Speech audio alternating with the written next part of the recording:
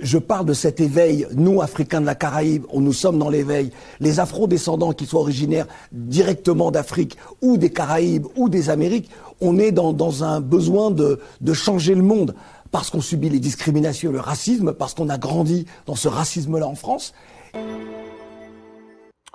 Sans peur, Claudie Sillard rappelle à Macron l'héritage désastreux de la conférence de Berlin sur l'Afrique actuelle. Alors, bonjour tous. Le séquel de la conférence de Berlin. Claudie Sillard évoque l'impact désastreux de la conférence de Berlin, qui avait eu lieu entre 1884 et 1885, au cours de laquelle les puissances européennes ont tracé des frontières artificielle en Afrique, divisant de peuples et créant des États sans cohérence ethnique, culturelle ou historique.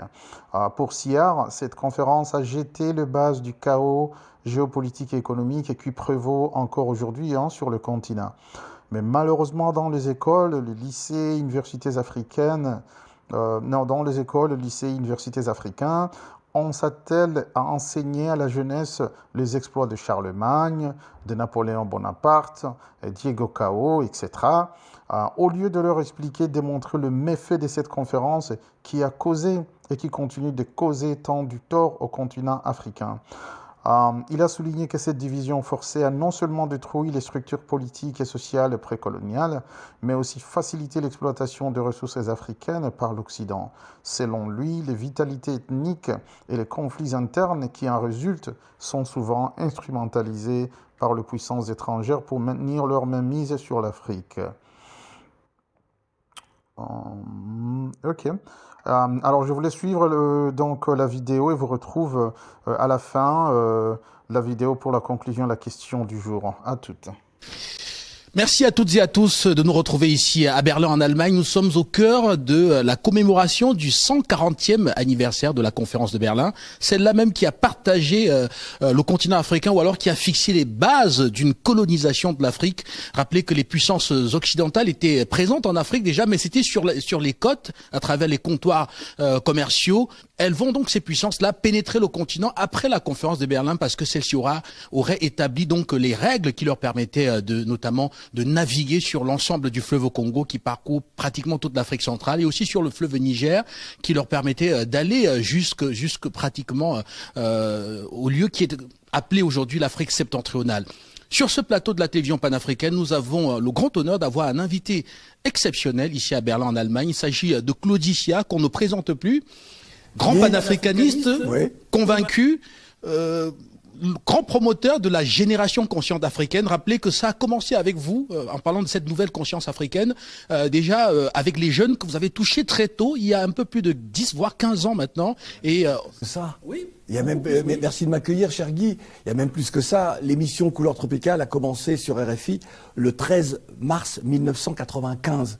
Et dès que je suis arrivé, moi qui avais déjà enregistré un album de musique qui s'appelait Génération Consciente, absolument, je parle de la génération consciente. Je parle de cet éveil, nous, Africains de la Caraïbe, nous sommes dans l'éveil. Les Afro-descendants, qui soient originaires directement d'Afrique ou des Caraïbes ou des Amériques, on est dans un besoin de changer le monde. Parce qu'on subit les discriminations, le racisme, parce qu'on a grandi dans ce racisme-là en France.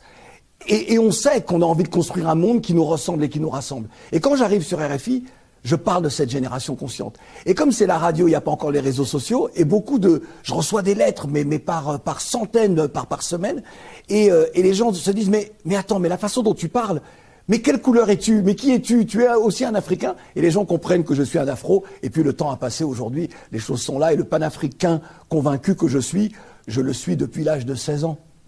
Et parfaitement, Claudie. D'ailleurs, je me rappelle, j'étais encore au lycée à l'époque et je suivais Couleur Tropicale. Je crois que je devais faire la classe de seconde. Tu étais où exactement? Au lycée de Bafoussam. Bafoussam, voilà.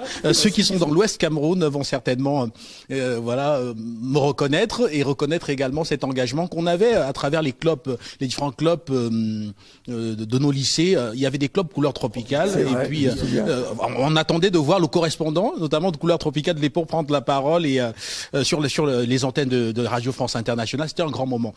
Mais je voudrais qu'on laisse un peu tout cela de côté, pas pour oublier en tout cas, pour rentrer dans ce qui nous réunit ici à Berlin, on est à un moment assez inédit de l'histoire du continent africain. On a un pays, l'Allemagne, qui fut une puissance coloniale, qui a décidé de tout mettre à plat, notamment à travers la fondation KfW. KfW, c'est cette banque de développement allemande qui est bien présente sur le continent africain et qui a décidé, de donner la possibilité d'un symposium ici à Berlin à l'occasion du 140e anniversaire donc de la conférence de Berlin, permettre que l'on puisse creuser déjà tout ce qu'on peut retenir aujourd'hui comme conséquence de cette conférence de Berlin sur le développement de l'Afrique, sur l'écriture même du droit international concernant l'Afrique, et que l'on puisse ensemble se projeter sur comment est-ce qu'on pourrait bâtir un avenir qui soit un avenir, pourquoi pas nouveau, parce que le passé a été un peu chaotique, comme on l'a vu avec l'Europe. Comment bâtir un avenir avec l'Europe demain qui puisse être un avenir entre deux bons voisins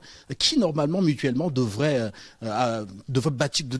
construire des intérêts mutuels, et cela est ici en Allemagne l'objet donc de cette rencontre. Alors je voudrais avec vous que vous puissiez nous permettre de parcourir cela.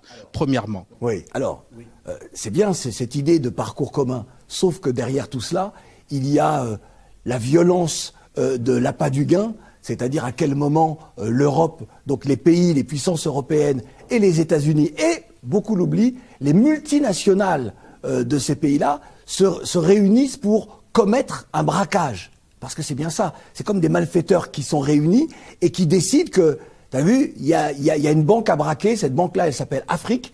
Il y a des employés, il y a des personnes qui y vivent, il y a des populations.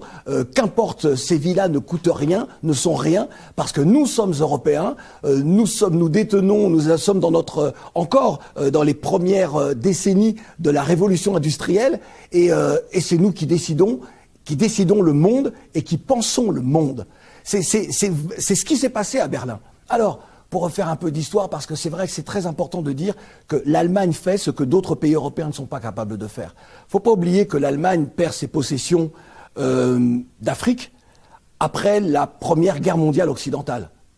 Parce qu'elle est défaite sur le champ de bataille, et donc la Namibie, le Togo, le Cameroun sont partagés entre les vainqueurs de la guerre, de cette Première Guerre-là.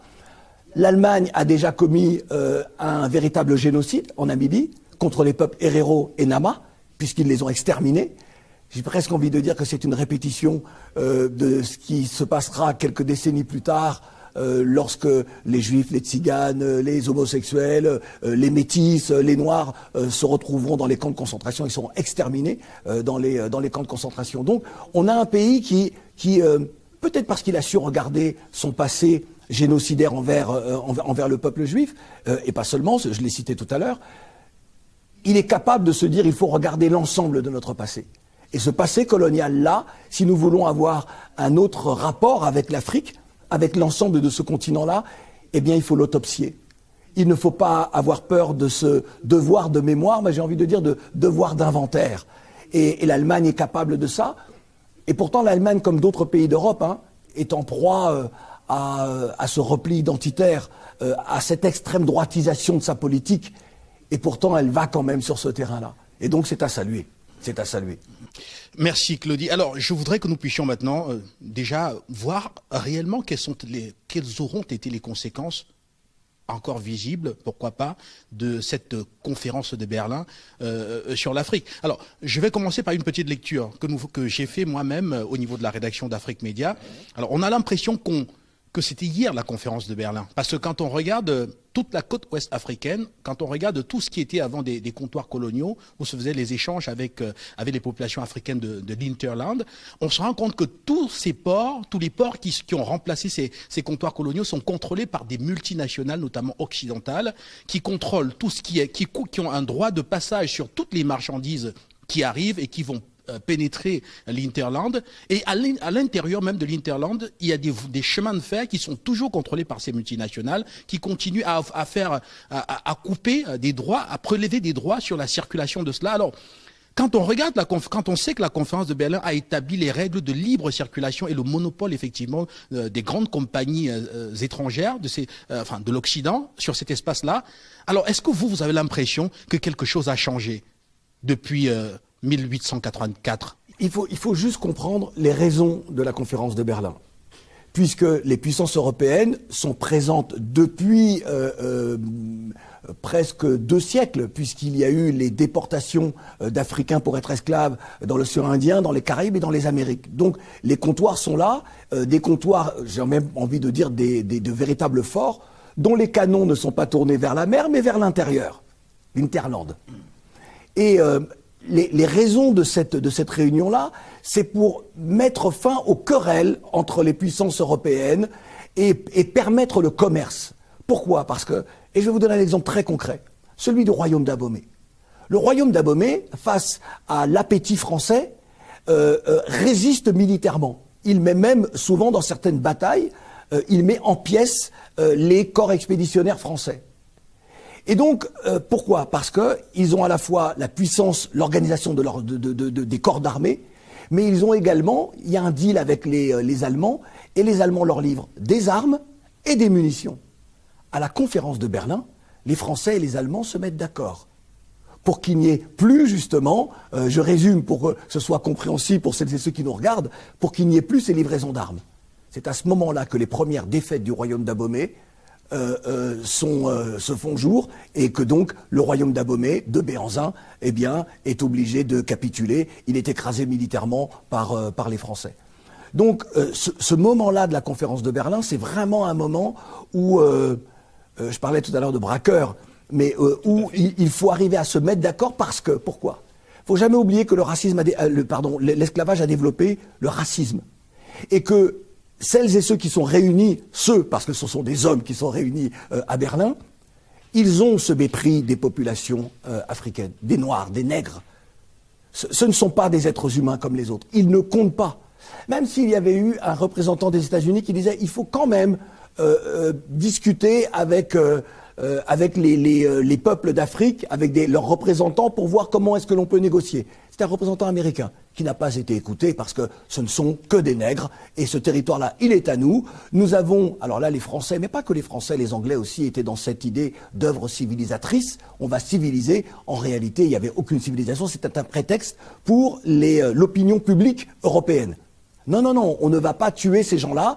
On va les civiliser. On va les christianiser. C'était ça l'idée. Et lorsque l'on regarde la situation présente, effectivement, puisque ce qui avait été décidé, c'est que les multinationales occidentales auraient la possibilité d'un marché ouvert en Afrique, un marché ouvert pour ces multinationales, et en particulier le bassin du Congo. Absolument. Et qui nous ramène à l'actualité. Ce qui aujourd'hui se joue au Congo. Alors beaucoup disent à l'est du Congo. Il faut qu'on arrête de dire à l'est du Congo parce que c'est au Congo, très clairement. Ceux qui à Kinshasa parlent de l'est du Congo, ça veut tout simplement dire que c'est tellement loin de Kinshasa, on se demande est-ce que c'est vraiment la RDC. Ce qui se joue à l'est, là, n'est ni plus ni moins qu'une des conséquences de la conférence de Berlin. Le pillage des matières premières, ces matières premières mises sur les marchés internationaux, c'est la conférence de Berlin. Absolument. Un appel à la réappropriation de l'histoire africaine. En conclusion, pour Claude Issiard, il est impératif que les Africains se réapproprient leur histoire et prennent conscience du rôle de la conférence de Berlin dans leur situation actuelle.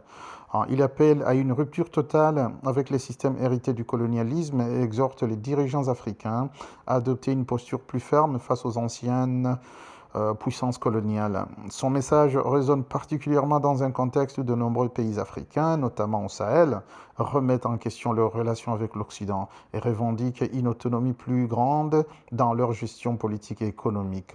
C'est tout pour aujourd'hui. Notre question du jour est: que pensez-vous des déclarations de Claude Issiard? La conférence de Berlin est-elle toujours responsable des problèmes actuels du continent africain? Laissez-nous vos commentaires en bas. Ne manquez pas de vous abonner et de partager la vidéo. Merci et à la prochaine.